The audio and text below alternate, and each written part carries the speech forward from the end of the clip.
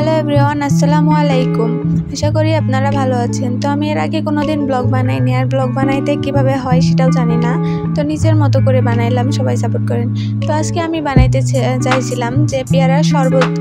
তো first time try করতেছি। তো তার জন্য প্রথমে আমার একটি পেয়ারা নিয়ে এসে কেটে ভালো করে ধুয়ে কেটে নিলাম।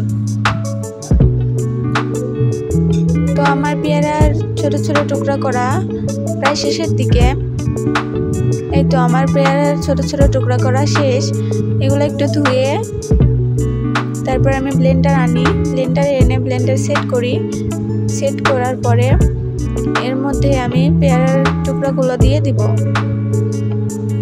তার সবগুলো পেয়ারা দেওয়া হয়ে গেলে তার মধ্যে আমি একটু 2 চামচ চিনি, যেহেতু আমার একটা পেয়ারা তাই 2 চামচ চিনি দিলাম আমি।